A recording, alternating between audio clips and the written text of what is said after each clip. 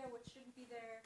That kind of thing would be very helpful. And remember, later, the small issue group for the privacy policy is going to meet and try to get a sense of, almost distill this information to get a sense of a direction for how to write this privacy policy. And I realize it's not easy to just look at something really quickly and respond, so thanks for doing this. But maybe we can start with Sean in our group. Well, all of our discussion, Thanks.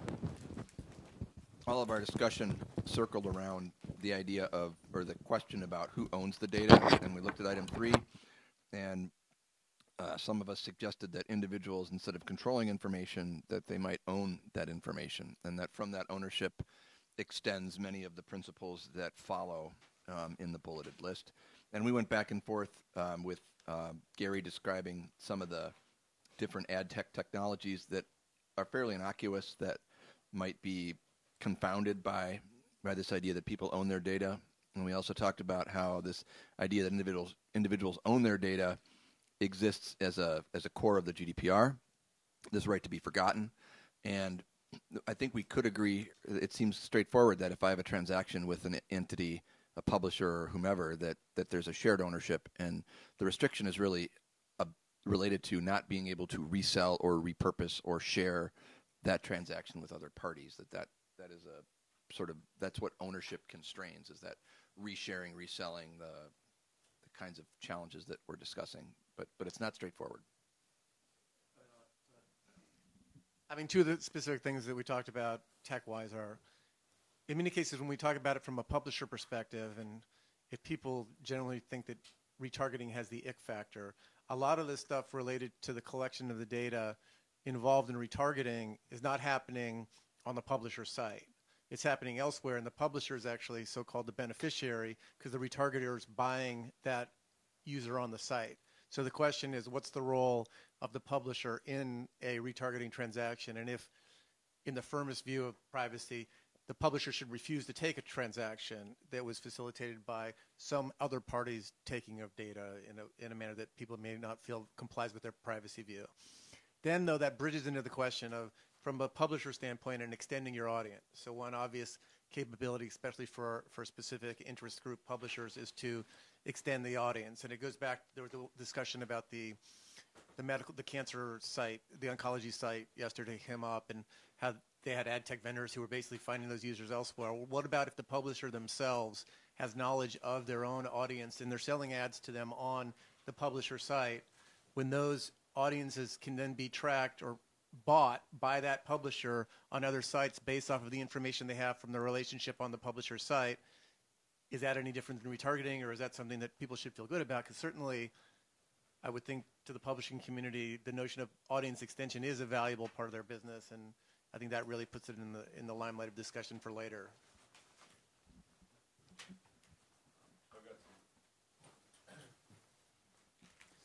So we had some interesting ones, but just a couple really quick stingers. One, RFC 2119 defines should versus must really well, so it should be consistent in this, align with that. What? What did you have? Should versus must. Oh.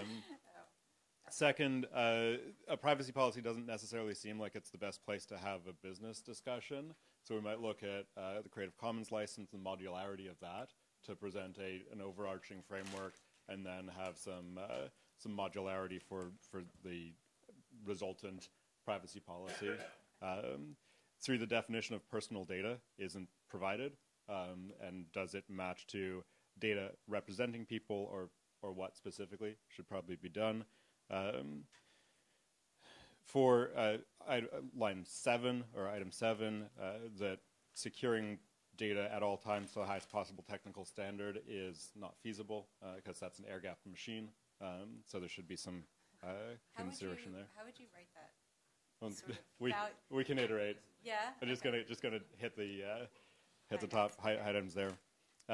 Individuals should be able to delete any data, problematic again from a security perspective.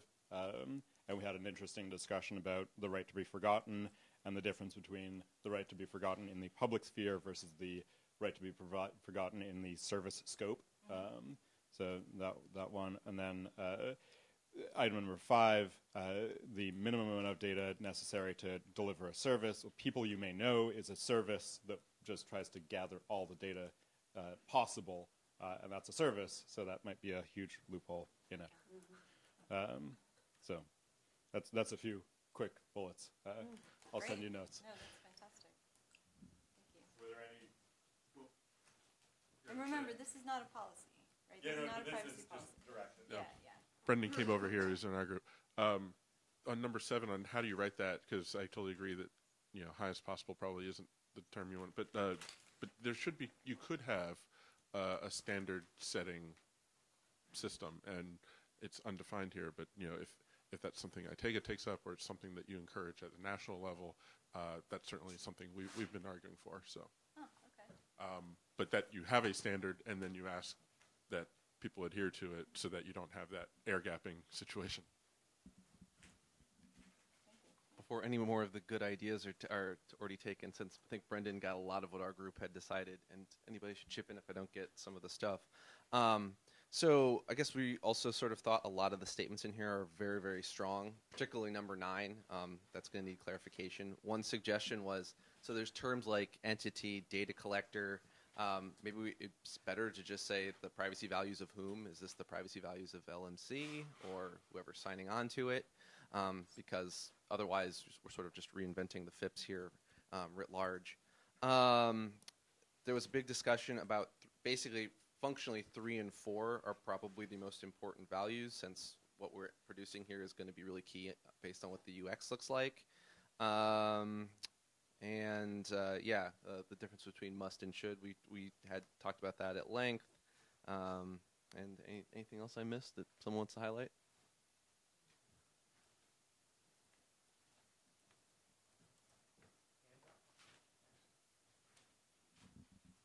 What about the group that was over there?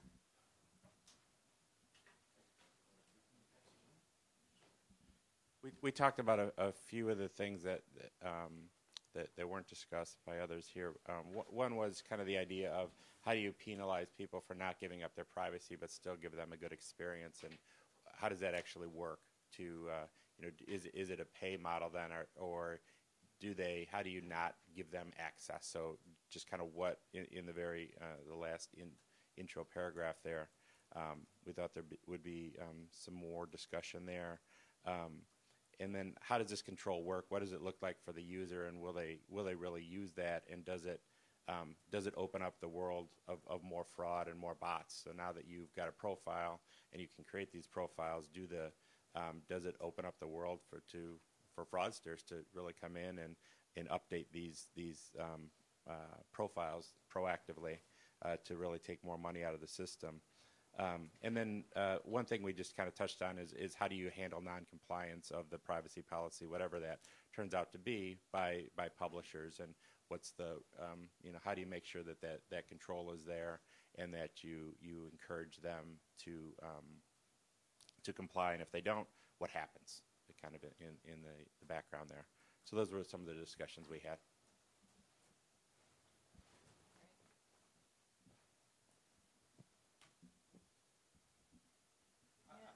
Don and Chris, did you guys have? Number 9 to me is fundamental. It should probably be just prioritized in any way. Right on start one. Go ahead. I'm saying if this is a priority list, I think number 9 should be number 2, or possibly even number 1 on the list. Yeah. We also brought up the fact that people are already conditioned not to read or pay attention to privacy policies. So how would we get people's attention to something like this? Yeah. To Todd, but I also have a quick question, observation, and it might be relevant to what you're going to talk about, and that is that this question of, are we trying to describe ownership of data or the way data can be used? It strikes me that trying to invent new concepts of ownership may create a lot of trouble legally, whereas if we focus more on defining use of data and trying to work kind of squirrely around the notion of ownership, that it might be easier. Yeah. Todd first. Yeah. Go ahead there. Okay. I'm going to go off in a So while. this did come up in our group, and I think the ownership is actually intended in the language of the European discussions to trump all of these obfuscations and confusions that happen anytime the transaction or ownership is in discussion or debate. So much of what we have is because I can simply argue that I have the data too, I own the data too, you don't. And that ownership stake in the ground just basically wins all those ties. Yeah.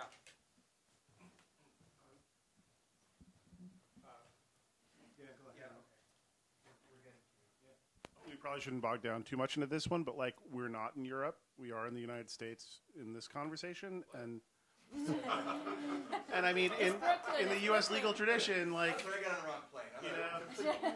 you don't own information. There are like limited exceptions in the Constitution for certain kinds of IP, but like there's not a general concept of data ownership. And especially if we're not talking about legal principles, we are talking about values. I think bringing that concept in, especially when it's so contested here, would be really potentially confusing.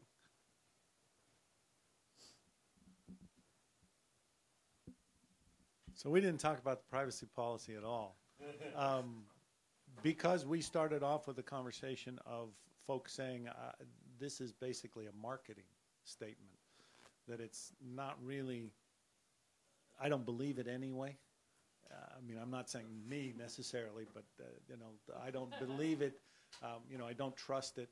And so we started talking about what does this mean, and is it in, even if you don't at some level rely on this for trustworthiness, is it a useful or a necessary thing to have to establish a system where there is trustworthiness in it?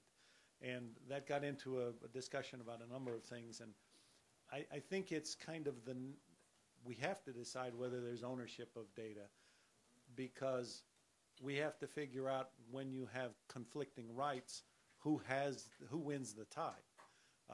And that led into a discussion of my involvement with the Bluetooth SIG Special Interest Group, which is a group of technology people, technology companies, who have gotten together and pooled their resources in a voluntary manner to develop an agreed-upon standard that works. And that can be established as a standard that then can be incorporated into various devices of various different kinds. And everybody's familiar with it, because anybody who's sitting here right now may very well be, if you're not using Wi-Fi, if your watch is talking to your computer, it's using Bluetooth probably. And in Bluetooth, what happens is, if you have a technology, you can contribute that to the pool by joining Bluetooth, and you still retain all of the rights of ownership of that. You just grant a no royalty perpetual license for the uses consistent with the Bluetooth standard of that technology. And you can leave the Bluetooth SIG at any time, and you can take your technology with you, except for that license that you have granted as part of the agreements that is enforceable by courts of law to compel you to not give you the benefit of a patent or other things with respect to what you have voluntarily licensed. And that in that way, folks who have different parts of the technology that all come together to make the devices communicate more effectively with one another have set up a pool of intellectual property that allows these things to work. The other thing that I think Bluetooth did was to establish a governance structure around that, so that that technology pool so that the use of that technology pool was flexible. And again, the ownership is a given. It's just the relationship among the users that has been defined in such a way that now you have a structure that one says, we'll have a Bluetooth certified technology, and you know that because it's got the Bluetooth logo. If you don't use, you have to be part of Bluetooth to use that logo. And that's the marker that tells you this works. And Everything else, there is also a structure around it whereby people can get together to expand the use of that technology, can adjust the use of that technology if it's being misused, and can use that technology in ways that have not been anticipated when you first started. And it's developed into a robust infrastructure and environment that allows ongoing development. I mean, again, you're seeing devices talk to one another in different ways that is phenomenal, and certainly not anything that I anticipated back, 15 years ago when we first started talking about these things. I think it's a successful model and applicable to what we're talking about. And so it sounds like it, to some degree, cuts around the ownership question is what you're basically talking about. It basically says there is ownership in the people who own the technology. All we're going to do is talk about what rights have you granted to use that thing that you own. So the complicated legal work is around use privileges rather than ownership. Okay. And it's actually not so complicated. It's contractual. Yeah. It's a matter of negotiating. You don't have to define what the use is. The market defines what the use is.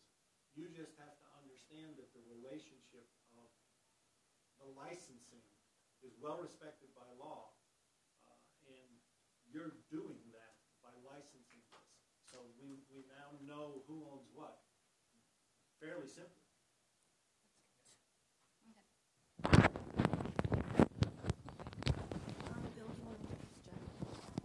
Well, sure. Let me introduce Jeff Jarvis. Jeff, the first time I met Jeff Jarvis was in 2006 at something called at a conference I helped organize at the University of Massachusetts, and we've sort of been around each other periodically since. I think I described you in an email, probably unfairly, as an agent provocateur, because I think from otherwise known as asshole, but that's fine. His early career of doing TV and other reviews, he's sort of morphed into one of the most astute and acerbic observers of what's going on the web, including books about Google. And we asked him to come today, and appreciate the schlep over from New Jersey this morning on a tight schedule, to talk a little bit about his perception that I first read in one of his BuzzFeed columns in 2015, that this user data question is really central to how we fix the web. I guess I got this, okay. So I'm good. Good morning. Sorry I wasn't here yesterday, so I hope I'm not treading the same ground that was trod then. But I guess what I want to do after Bill's invitation, and by the way, it was after your event, Jay Rosen and I drove all the way back to New York, and I started rethinking my definition of journalism then. And it's continued till now, because fuck it, I got tenure, I can do that. So I guess I wanted to give a philosophical scheme to the work that you're doing. And I think that this is more than saying that for the product we have now, we need to get data so we can sell more ads on top of it to support it. We have to change the product fundamentally. And we have to figure out what that means. And the fundamental thing that the internet has done is killed the idea of the mass. Starting with the mass media business model, then mass media, and then the idea of the mass. And so to treat everyone all the same just doesn't work anymore. It's what we did. It was a great business model while it lasted. It had scale of a sort, but it doesn't work anymore. And my argument has been that we have to treat people as individuals and members of communities. Google knows me as an individual. Facebook knows me as a member of communities. My newspaper still doesn't know who the fuck I am. And still treats me the same as everyone else, because that's the way we operate. So that's the fundamental thing, I've used the word fundamental 3 times, that we have to change. So I have argued for a relationship-based strategy. And what I mean by that is, and this goes to a question that came from over there, I don't know who it was, about why the fuck would I give you, I'm sorry, I said fuck a lot. Why would I give you my data? For what? Well, that's the question we have to answer, is what value are we giving? I think we're headed to a scorched earth of our business models, and we're going to have to rebuild the value of journalism up and reconsider what it is at a basic level. And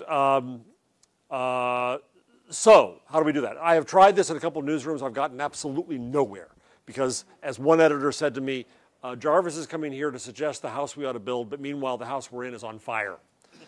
And we got to keep dealing with the flames while we're building the new house. And Jarvis doesn't come with any blueprints, so screw him.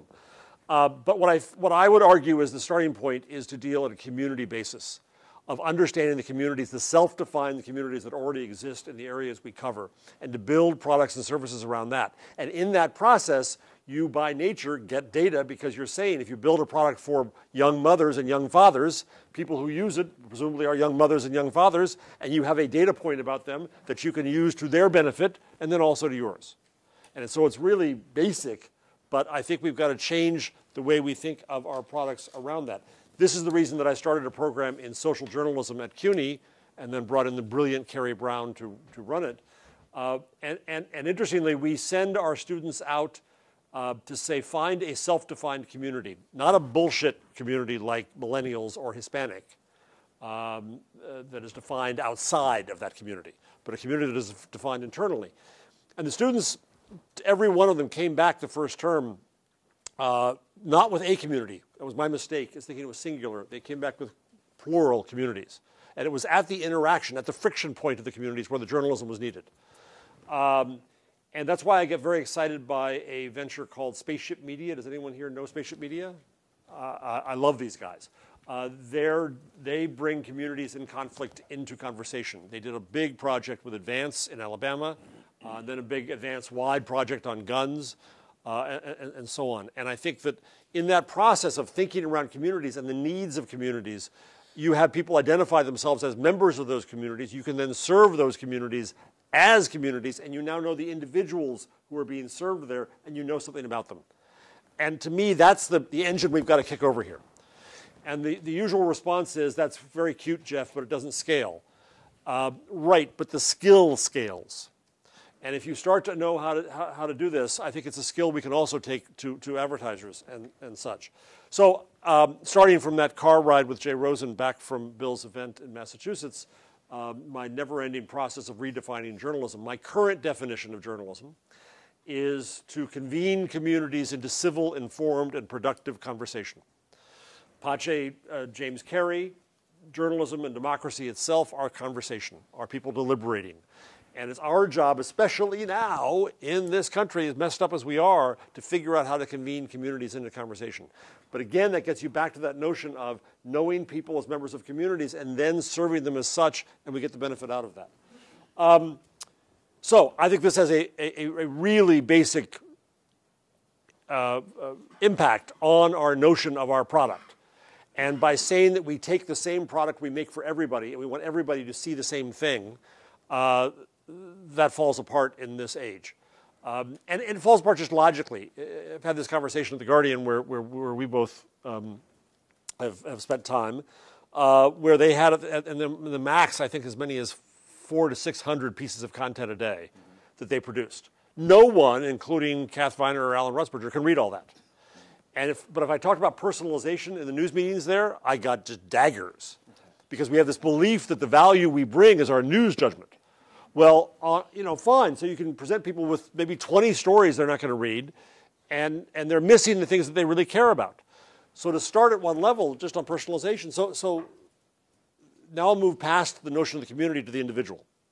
So if you know someone's an individual, and if you know what they care about, and if you can serve them better as a result, you're going to have a better relationship with them, a longer lasting relationship, greater depth, greater engagement, all the things we want. Now, will they pay you? I don't know.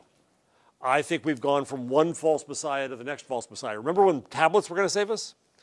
And programmatic was going to save us? And now, these days, for the second time around, paywalls are going to save us. Bullshit.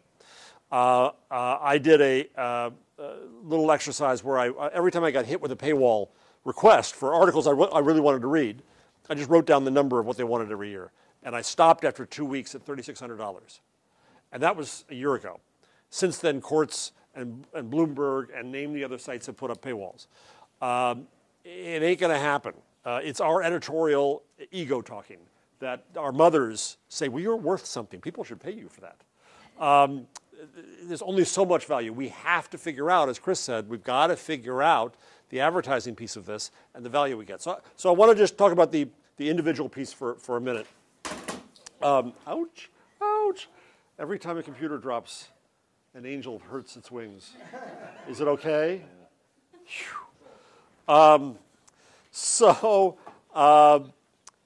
Right, so I think that at an individual level, once we start to know people as individuals, then we have many opportunities.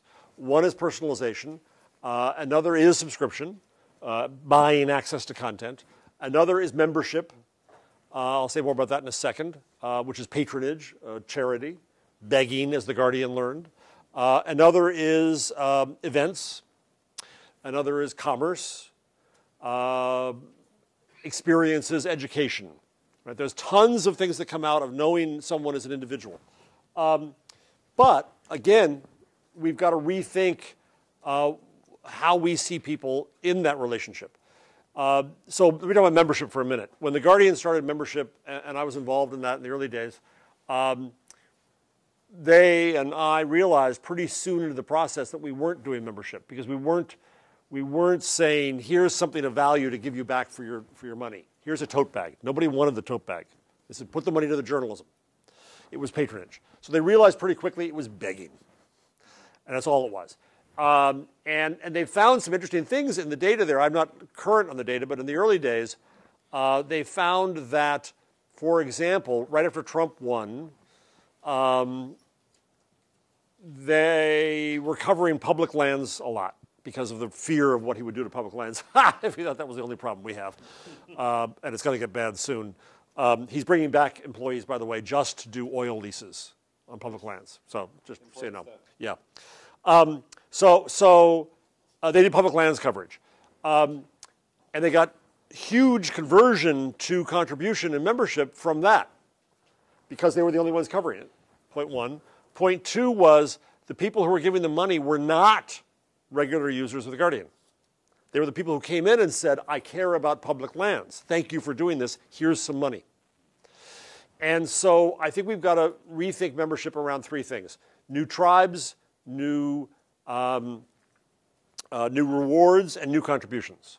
So by new tribes, I mean rather than seeing, we tend to think about communities as the community belonging to my newspaper that's gather around my brand. Bullshit. Right? What are the affinities in people's lives? What are the communities they belong to? What are the ones that they believe that they have? How do we serve them? And even The Guardian starts off by saying, here are the people who love The Guardian. And that's 1 million people who've given them money over 3 years. God bless. But there's some group of people who say, well, The Guardian's okay, but what I really care about is public lands. What I really care about is parks. Should there be a Guardian Parks community, a public lands community that The Guardian helps support and people help support it too, together? So affinities, tribes. Second is rewards. You can't know how to get people to give you money or data until you know what their motivation is for doing that. We in media tend to think that that's always something called content. And oftentimes it is not. Oftentimes it has different motivations. I want a social status tote bag. I want to accomplish things, save the parks. I want to have access to events or to editors. There can be tons of motives, and you've got to craft whatever this relationship is around the data, around knowing those motives and building the models as such. And then that's a permission-based system. You're the person who complained before, right? So then you end up in a straight permission-based structure, but it's not a transaction that says, give me money to get to my content. There's tons of content out there, people. We're in an age of abundance. And so that's why if you're the New York, I pay the New York Times, I pay the Washington Post, I pay lots of places, but I'm not going to pay $3,600 to go to every site there is on Earth. So what is the relationship? What is the value people have in you? What is their motive for being there is going to yield a permission-based relationship where it's open. People know why you know why they're doing it, they know why they're doing it, and you come to an agreement, and that's where data can come in. And then third is new contributions. This is minor, but people may not just give you money. They may give you marketing. They may give you effort. They may give you data. And they should be able to buy things with those tokens of value. So I could see a case too where you say to someone, here's a deal, give me your data and I'll give you free access. Oh, okay, you can see that's a shitty deal or a good deal, but be transparent about it. I can also see saying this person believes so much in The Guardian, they brought in 10 more people to contribute.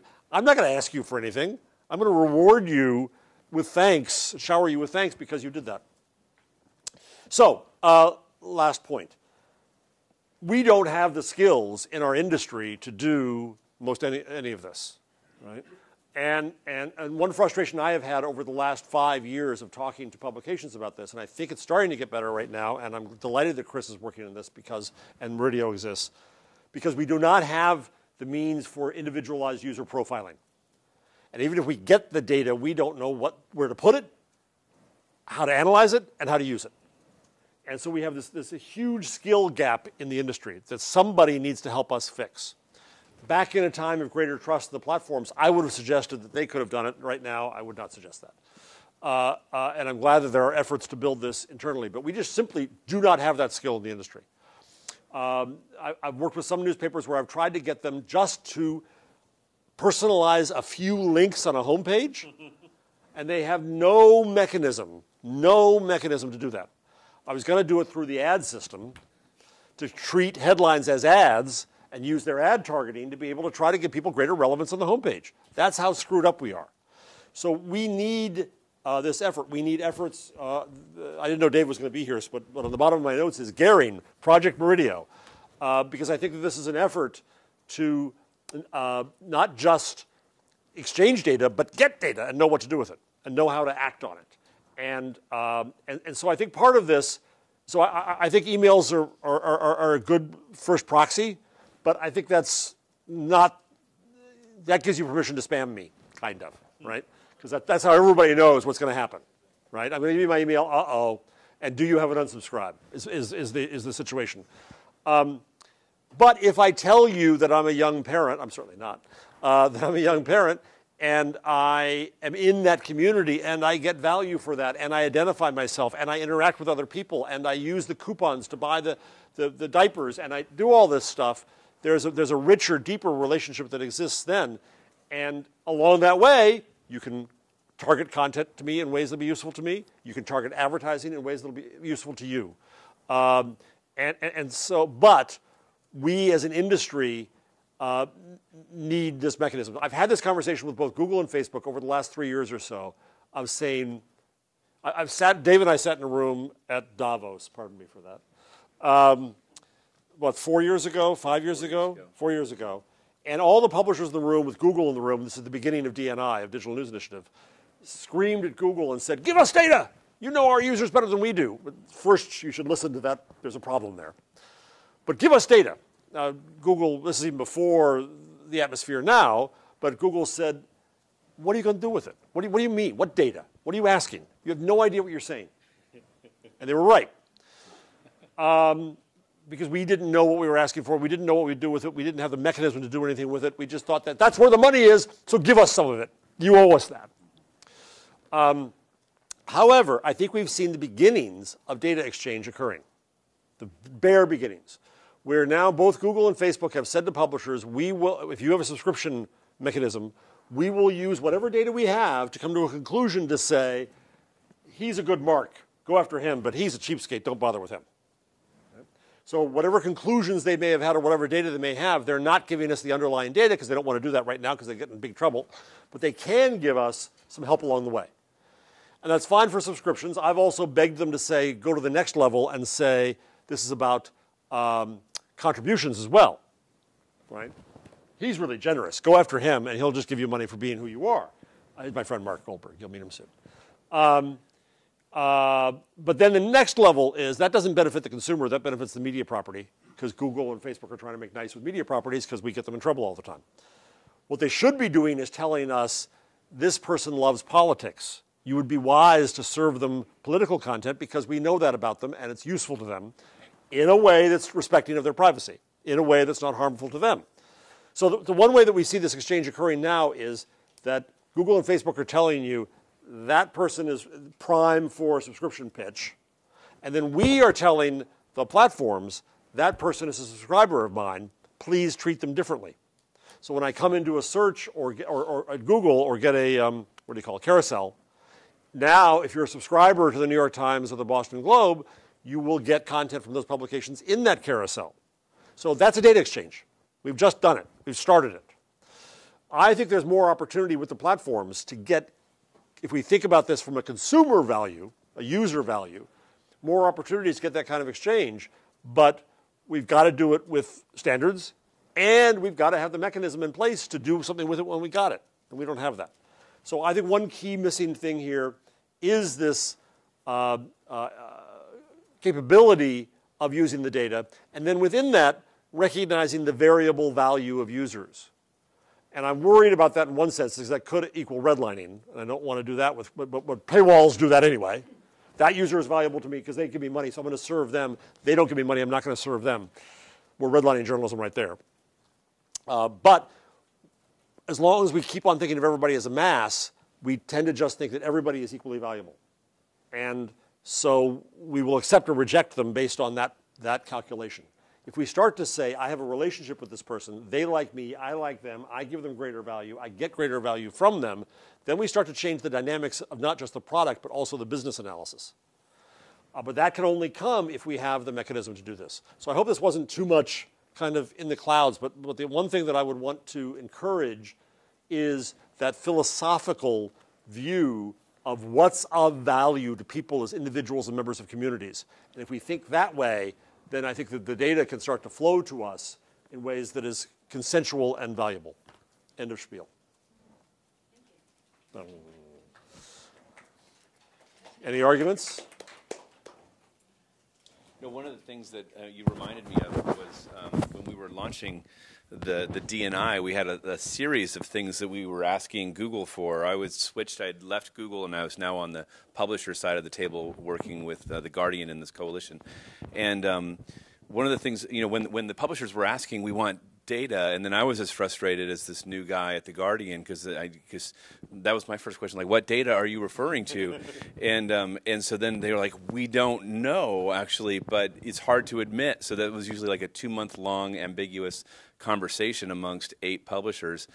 And we ended up settling in on this idea where what if Google, because the real problem that one of the problems we were trying to solve was when we get a referral from search, we don't know anything about that person, and so we can put that impression up for sale in AdX without any information to increase the value of that impression.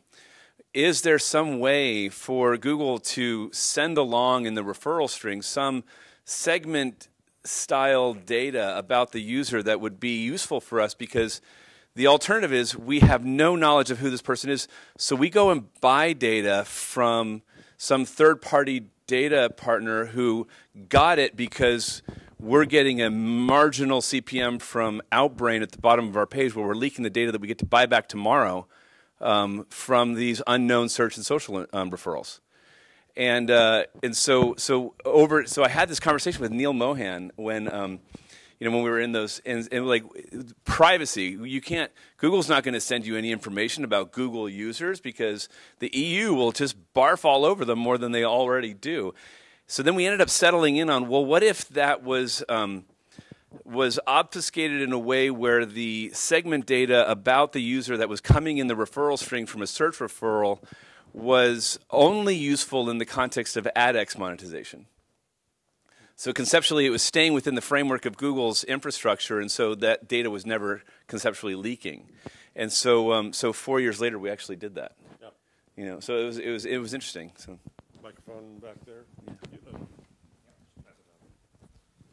So Jeff, what's interesting is I think that there is a sector within publishing that's already really understands users as members of specific communities and as individuals, and is actually getting pretty good at using data around those users to develop the relationship. And that's the folks that actually always were community news organizations. So the small African American radio station or newspaper, the immigrant news media, and even some of the strong point of view progressive news organizations like someone I work with is Bitch Media. They know who their people are. They know which communities they're members of. And they work their email newsletters and their content verticals to better supply those people. Because those organizations,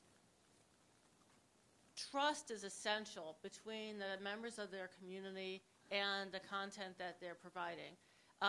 If I'm an immigrant, I'm a Filipino woman, I'm a Tagalog speaker, I'm reading my Tagalog news, I'm reading about immigration issues, I'm trusting, I have to have trust that they're telling me the right thing and that, nothing's going to happen to me if I follow what they're saying, things are going to go well. So they have this deep trust built in. I think the problem has been taking it from that level that's at the level of the community to scale. And what we're trying to do here with ITAGA and building these processes is to say, how do we create a trust regime and a regime that will protect privacy when you're at scale? And I think that is a really complex question, because why should people trust? What is the news media saying to people? It can't simply be transactional, and I think that's the key around membership. It can't simply be transactional. When you're talking about trust, news media are going to have to be providing some sense of that we're all in this together. And I actually feel like that's one of the reasons that The Guardian has been reasonably successful, and that Jay Rosen's new venture has been even more successful, because it has this sense of togetherness. So there's a culture change needed, and ITAGA is trying to be part of that culture change. Yeah, I agree. I think that you had this conversation, for example, with Univision, where they treat everyone, they do to people who speak Spanish what Anglos do to people who speak Spanish, and they put them all in one lump, because that's what TV enabled. And they can't even get past that online to say this is for Venezuelans and this is for Puerto Ricans and so on and so forth, right? Because that's the way we think. So when we get to scale, we think mass. We've got to shift to a mass of niches. I've been saying that for years, where the scale comes from having many communities and the skill to build those. So we learn from these small properties, but we get to scale by serving many communities. And also, obviously, I'm a member of many communities. I do an exercise in social journalism where I go around the room and I ask the students, what communities are you a member of? And it starts off obvious. I'm a student. I live in Queens, whatever. Then someone in the room will say, I'm managing mental health issues. Discussion changes immensely, because then people start revealing themselves around the room because they're in a trusted environment in class, but they also want to talk to other people. And by revealing themselves in that sense, they've revealed a membership in a community, real or not realized. And we've got to have those skills to do that. Chris, Mike, Bill, Mike. Oh, sorry. I was going to address this issue of the vexing problem of today's desire for everybody to throw up a paywall, and somehow that's going to be the solution when it doesn't work. Simply the breakdown comes as most people's, their media today is a remix of lots of things. Yeah. And some system has to be out there that can allow you to continue to remix, or the models all fall apart, because if everyone slaps up a paywall and is going to use that as a proxy to get people behind it, the advertising model behind that falls apart, because people are just not going to spend $3,600 a month.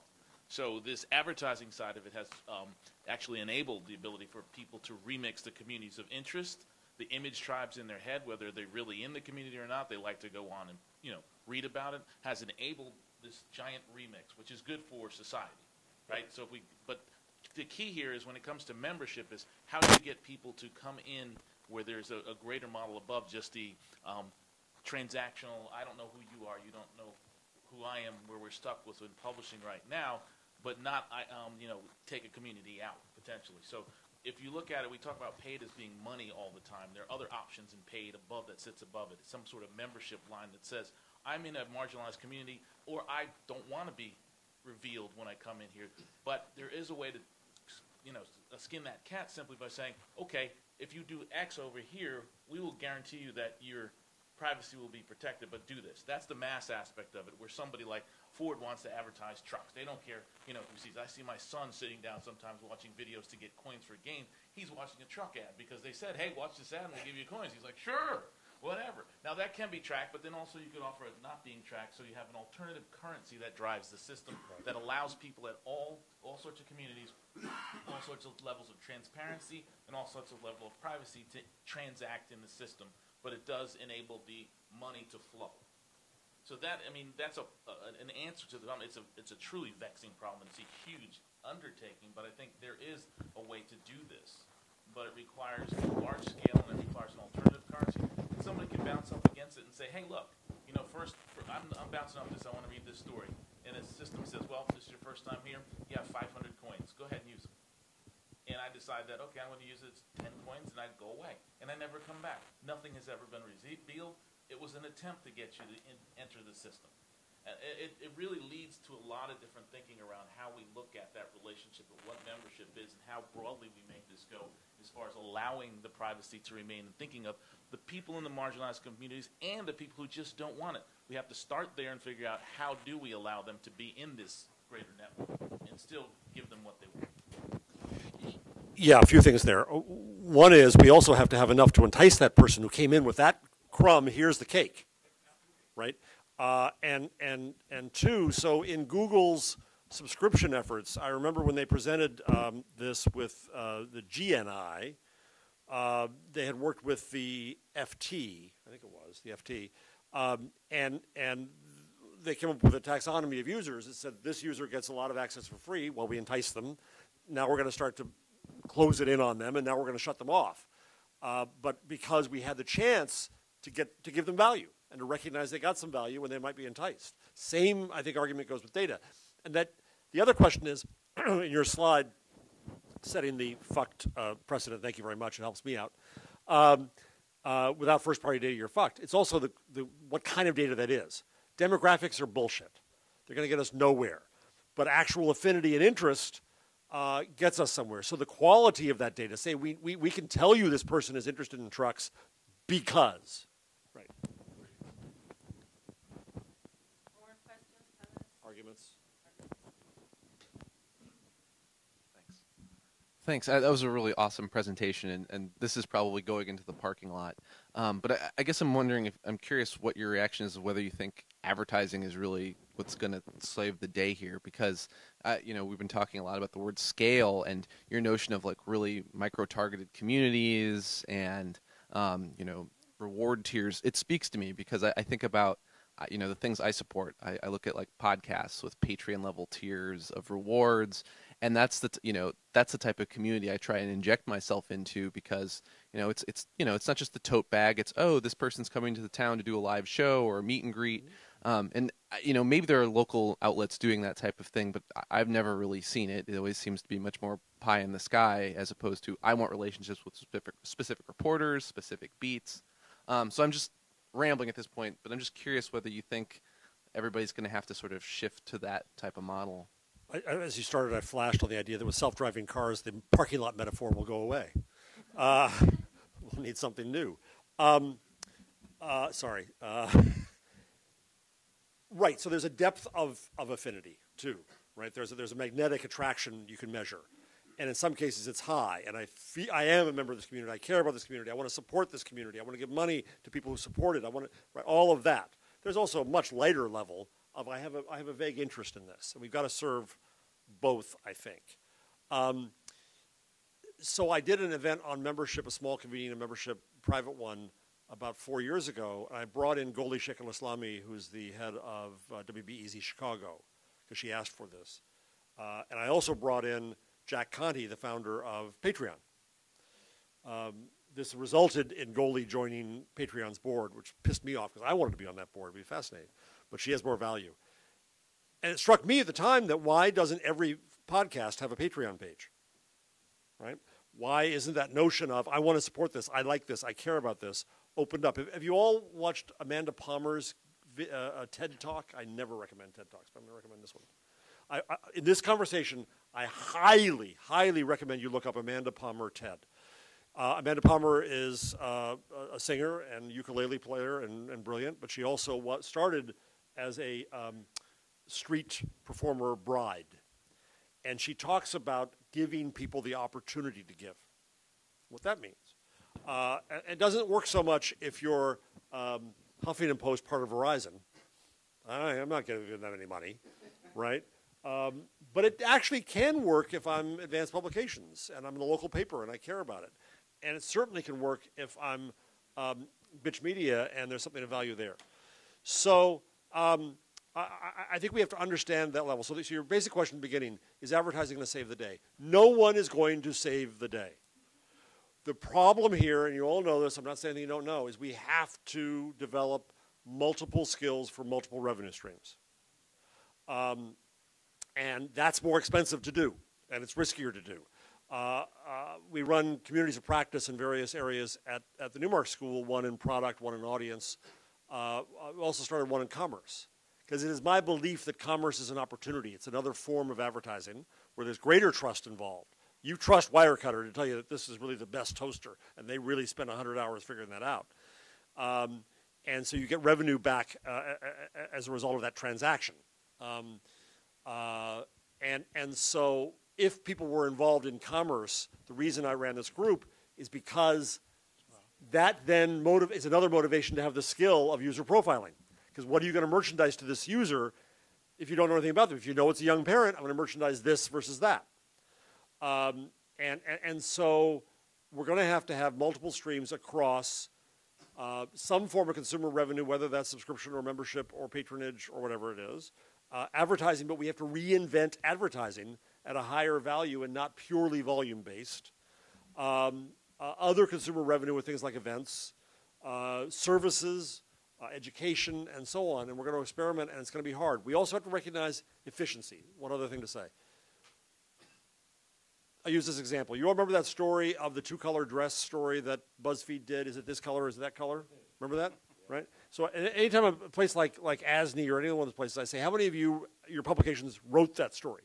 Right? Because of course they did. Because the business model had them rewrite BuzzFeed so they could get their page filled with their content, to get their page view, to get their pennies. That is a waste of journalistic resource. And we spend too much of our time doing that shit and not creating real value for people in their lives. And so we've got to change our metrics around that. So putting up Chalkbeat on every newsroom, get more referrals, get more page views, is deleterious to our real value. And we've got to figure that out too. Sorry for the spiel. Jeff, I'm Jed Williams with the Local Media Association. I work closely with Chris and Fran. I had two points, wanted to get your reaction. One's, I think, much more in the abstract. Maybe one's a little bit more concrete. This notion of abstract, this notion of like, we're going to give communities, readers, access to our journalists, or we're going to give them access to events, et cetera. I get it. I'm around hundreds of media companies that are trying that all the time. To your point, though, like my reaction to that is still us giving them an invitation into our world. Yes. And I wonder if there is a DNA challenge here or a culture challenge to go, yeah, get that. But what we're really talking about is, like, as you charge your students on day one, how to go out and find a community where you don't, as a newsroom, know that it actually exists and then empower. That's first point to get your reaction to. So I did this exercise at a newsroom that shall go unnamed because they changed publishers right afterwards, so all this work went to naught. Where we sat down and we just tried to imagine the communities that existed, self-defined communities that existed that we wanted to try to kind of test out. And that could be anything from people in the school district, parents in the school district, to people who love horses, to people with diabetes, and on and on and on, yeah. Right? So I think it's a valuable exercise, yes, to start with the community. I was part of a process in one of these efforts to kind of set standards for journalism, not Trust Project, but a different one. And I was frustrated with them because it's so insular. We're going to define what we already do. And if people would just read us, then they would trust us again and everything would be okay. No, we got to recognize that we are not trusted. And the only way we're going to get trusted is by having human relationships with people. And so I told this newsroom, don't do focus groups, go buy beers. Take people to a bar, sit down, don't talk, shut up. One of the interesting things with my students is they realized we sent them to the Bronx for a first exercise this year. And the students came back. I'm learning from the students constantly. And they came back and they quickly said, I realized I had to put away my notebook. It wasn't about trying to get that quote to fill the story, the narrative I already had. It was about trying to understand. Now, that's a resource and an investment of time to do that. And some would argue beat reporters have always done that. Well, to some extent, some do. But I think it is different to say that you've got to come back with the needs of this community. One last anecdote. Yeah. So colleagues of mine at the school did a project on mold in public housing in New York. And they decided they were not just going to write the story, they were going to stay in the community and teach people in public housing how to find mold, how to mitigate it, how to file complaints with the city, how to file appeals, how to win, right? They had to gain the trust of community leaders to do this. They did. They went into homes, people's homes, they did this work. They also did it with the Daily News so they could tell all the city what was going on. But the more important thing was to be in the community. At the end of the term, one of the community leaders came to my colleagues and said, you know, thank you. You didn't just helicopter in and exploit our story and helicopter out. You tried to stay here and help us, and thanks. But she said, how'd you pick mold? If you had asked me, I would have put mold on my list, but there were probably about 5 or 6 things above that. We didn't ask. Yep. Now, it's possible that those 5 things above we couldn't do anything about. We're powerless, and mold was the first thing we'd have an impact on. That's fine. But we need to ask first. So listening is a key skill in journalism that we ironically do not have. Yeah. We are good at filling in quotes to narratives we already make up. So at my journalism school, I want to be careful about this. I don't want to get in trouble with anybody. But I sit in a journalism class, a craft class, and the students, when they arrive, are told, give me story pitches that people are going to like. Because that's what our metrics are built upon. And one of the students who switched over to social journalism said, I can't do that. I don't know the community. I would bring my presumptions and my biases to that. I have to listen to the community first, so she switched into social journalism. Yeah, and so my follow-up, and maybe this gets from realm of abstract to the question, the natural question, well, how does that scale, right? If you train a new muscle to build community differently, to Chris's point, right? All right, well, we've got to build a scaling mechanism around it. I thought I'd give, when I think about individual publishers, kind of to Joe Ellen's point, that do it well, and then how do you take a micro niche and how do you scale that up, right? So like one that I look at is a company called The Hustle. Like, now, I'm not a 23-year-old dude living in San Francisco trying to launch my first business. So they're not really speaking to me, but they're speaking with voice in a way where they have bootstrapped around email as the authentication mechanism, built, 1.2 million email addresses that are qualified, that are highly active. I say that to say, the vast, maybe not the majority, but a lot of those have been driven by an ambassador program. It's not me in consumer marketing through a trust covenant asking you to give data.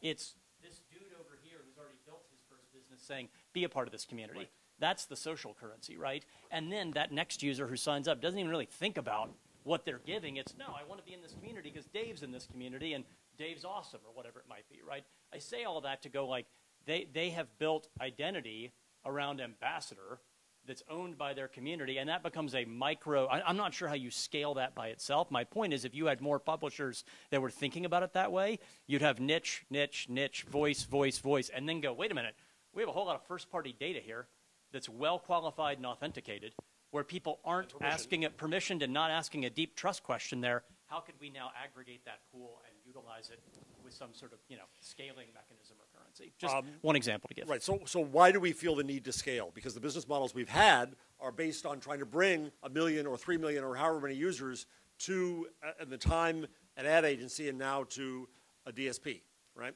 So I think we have to change our notion of scale and our business models built around it. So if you go to Skift, Rafat Ali, he stopped showing anybody page views because his only metric is email.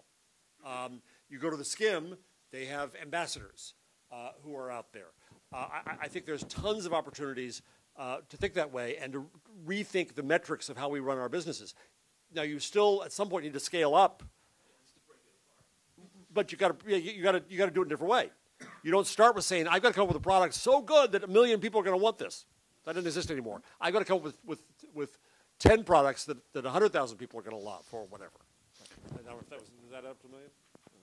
So, I mean, it's interesting. I like all the discussion about community building and different products and different extensions and things like that. But if you go back to Chris's deck from this morning, he put up that Facebook and Google did just Facebook did 40 billion in 2017, and that doubled the whole newspaper industry. And in a sense, that's where the honeypot is. And I think that there's less reason to be concerned that you have to go outside of advertising to survive if you can find a way to make the advertising that you're doing and publishing as attractive as the advertising is in Facebook and Google. Why is it attractive? Because they know me as an individual. Well, they have first-party data that's durable. It's the durability, and that's where non-logged-in publishers are suffering.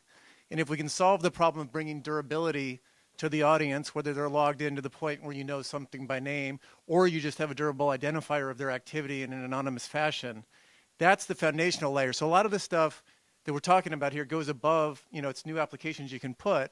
But some of the work we've done with the LMC and seen the LMC interested in is building a sort of an identity enablement layer, which allows each publisher to anchor their own data, their own usage of their customers on their site, anchor it to something durable, keep a memory of it, and then have this transaction layer through a common ID that they can either have, hashed to their own use and then unhashed for different business partners they want to work with. But giving them the layer where you can at least build the attach first-party data, attach editorial journey to these IDs. I mean, if you have that layer, then you can start to think about competing with Google and Facebook. Otherwise, I don't know if all the king's horses and all the king's men can build these new business models or communities. They're going to stave off the fact that advertising is just going to whittle away. Advertising at that level, at pure volume-based advertising, is in an abundance-based market, the price is going to go down, inevitably. But I think that, so at The Guardian, they had a strategy of anonymous to known. And the problem was known was defined as having an email address. And I said, no. Known is the first actionable data point you have about someone. They came to use my young parent thing. I know they're a young parent. I now know them to that extent. I can serve them better to that extent. I can get greater value out of them to that extent. You don't even necessarily know them beyond a week or two if they're not anchored in some manner to something durable. Well, that's why you have a community of young parents and you hope they're there. Now then they're not just young parents. Maybe one of them is an educator and you have an education thing and you have a way for them to discover that, and they've got 2 anchors now, right? And so your product fundamentally changes. Instead of saying, I have 600 stories, somebody's got to like, which is what The Guardian has a brilliant structure called OFAN to look at all this data, and it's all about social interaction coming in, and it's all about traffic coming in, and but it's to the product they already make. I mean, we've worked with some publishers that have great taxonomy models they're building, but the taxonomy gives a shit when people can't track that it's on this device and this device. Right. Like that, and that's the foundational layer. Which was also part of the discussion with Google and Facebook both. And Google has started to be a little open to saying that each company has said, we have pixels on those pages. Facebook has pixels on all your pages, presumably. And they know that user is the same user who's here and here and here and here. I don't mean to get too technical, but you need to have first-party cookies. So you need to have your own cookies that are involved if you're really going to anchor this stuff, or it's not going to work anyways. Right, There's only so much that Google and Facebook can do to help you. Publishers need to do things with their own first-party cookies. Amen. Let's sing the amen, yes. But I'm also saying we can use the help. And there has been the opening of the platform saying, well, we could tell you that's the same user who's there and there. But again, we don't know what to do with it. We don't have the structure to actually use that. So we've got to prove, it's the same conversation that Dave and I talked about 4 years ago. We've got to prove to them an ability to do something to the benefit of the users, and they might help us, but you're absolutely right. The more we do that on our own, the stronger we are.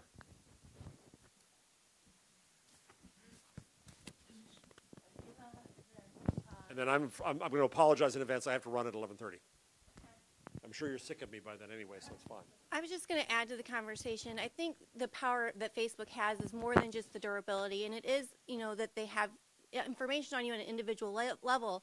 It's the power of the like. People are going in, they're saying what they like, they're recording their life milestones.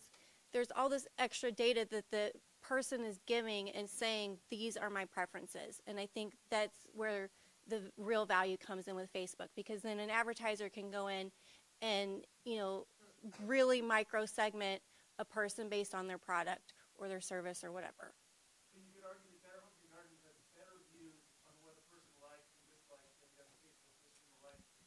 If they knew what to do with it, yeah.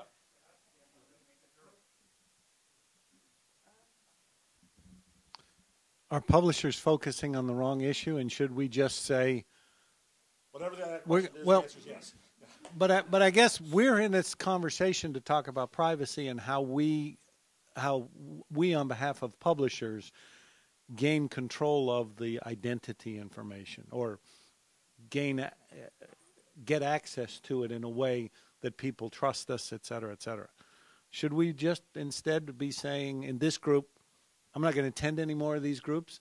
I'm just going to go and start demanding from the ad folks better data and say, you know, there's bots out there, fix it, because we're not good at identifying these things. You've already said we're not good at that. What we need is the information to develop the communities and to serve the people you're talking about. We don't need the identity itself. Somebody else can get that and bring it to us. We do need affinity. We do need interest. But we can get that by just saying to the ad, whatever the ad world is called. There. This is why I go back. What I'm arguing strenuously is we have to have a human relationship, human-to-human relationship with people. And that's the basis of where this value will come, and that's where the data will come. But stop calling it data. Start calling it characteristics of people you know and like. Too many syllables, yeah. And start thinking of it as saying, gee, I've got a lot of young parents, and I can serve them with what we used to call content. I can also have events for them. I can also have education for them. I can also bring them coupons. They can also, more importantly, they can all serve each other. They don't need me. I'm just a helpmate, and they're answering each other's questions about toilet training. And that's where the value is. And so it's not about getting a data point about someone or an email about someone, except as a proxy, which I agree with, because that becomes the basis upon which you build. But what you build around that is not a demographic. What you build around that is an interest, a need, an affinity. That's something that you can build value around with people, and that they can. And part of this community is, as someone said, they're building around with each other. And then I got to go. No, I'm not sure if people were debating, but it felt like a lot of what was being said in different points were really worked together to build what you're talking about. I mean, similar to your point about the likes, the user-generated content is what we're really talking about, and the tools are there for journalists to have user-generated content. We just haven't seen anyone really experiment with it at a scale level. Why are all the journalists on Twitter? Because it's fast, it's real time, and it can build community when communities choose to use it. Now, the tool is such that few communities really want to build community on Twitter because it's ugly and has kind of a destructive culture. But what's the most productive or the most famous culture on Twitter? It's probably either celebrity culture or it's Black Twitter. And okay, he's created a community on Twitter as well. AOC. That's fair. AOC is a model for you, not right. Donald Trump. And so it's folks who have chosen to speak to each other. So you get the community building that you're talking about, and it's user-generated content.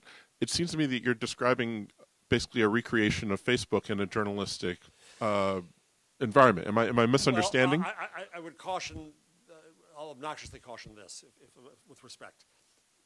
I would ask you to stop using the word content. Okay. That's what we do. We think we make a product called content that fills products. It's a very Gutenberg-age thing, right? I'm spared you Gutenberg and McLuhan mentions today. But I just wrote an analysis of AOC versus Trump on McLuhan hot versus cold thing. So you can look at it on Medium. No, it's not about user-generated content. The likes are about something, a little something else. Right, but my point is the likes, don't call it content, but the likes, the feedback from average users, from the audience, are telling you things about them, and that's what you're getting at. Yes. And so, experimenting with that, whether it's, finding an equivalent to FaceTime Live, which tells you tons of things about activists and community issues that they care about because they choose to turn on the live stream when something is happening. Right. I mean, So, that's what you're talking here's my about. only argument. Again, I'm going to be obnoxious because that's what I do. Audience, react, right? That still puts us at the start and the center. And if you turn that around and say you create a mechanism where people can talk about what that matters to them in their lives, and then we serve that. That's what Spaceship does. Spaceship comes in. If it starts by saying you reacted to the story I've already done, no. If it instead is about listening to the community and then seeing how we serve them, which Spaceship does, then that's different. Then we are. And then I think, I mean, a way to.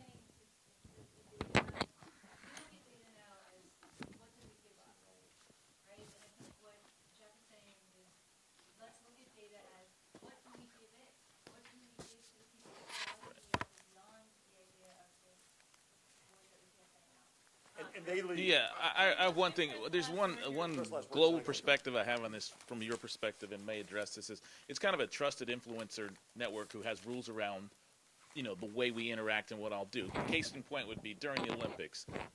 Everyone I know in my network knows that track and field is, I know about it. So if I'm going to tell you or help you understand track and field, you're pretty much going to believe me over somebody else. I was a decathlete in college. I know the sport. Humble brag. So look, you know, that's the thing is that what you're saying is know the communities, understand the communities, work with the communities to do something to benefit them, but have rules. Because I'll tell you what I wouldn't do is if I knew that there's 1,000 people in here asking me, Chris, you know, I saw those shoes in there. I wouldn't go and say, hey, Nike, I got 1,000 people over here, and I'll give you their access to them who want to know about the shoes, right? So that's what this trusted influencer I get. Yeah, the only thing with the influencer model too. No, don't. Oh, you're not. Different context. Okay, good. Right. Okay, that's good. Right. There's a different level of authority. It's about giving respect to the public that they know things, and we're going to enable them to do that. In full disclosure here, is I raised money for the school from Facebook, so you know you can give me as many cooties as you like because of that. But now you have them too. So, but I think that when people share with you, what I want to protect here is the value of sharing on the net, and that's what you're talking about with likes. It's sharing. It's when my student says I struggle with mental health, then they've shared something to connect with other people who struggle with the same thing, and they can now talk. That's what we need to enable. And I apologize, but I got to run. So thank you so much, Jeff. Please join me in thanking him. By the way, you're going to hear from Mark Goldberg Thank you. about the quality news signal project later, so listen to him in this part. Great, thank you. Sorry you have to leave this really interesting conversation. Thanks, everyone, for your participation. Next up, we have Don Marty of Mozilla. Does anyone need a quick break before we do that, or are you? Yeah. All right, let's do it fast. Sorry, Don. Just a 5-minute break to stand up, stretch, whatever, and then we'll come back. No, I get it. You're right. We skipped the break. So. Yeah. Here's your mic. Oh. Now I have both. Sorry about that. No, that's all right. It's just I realized. Yeah. Keeps the break.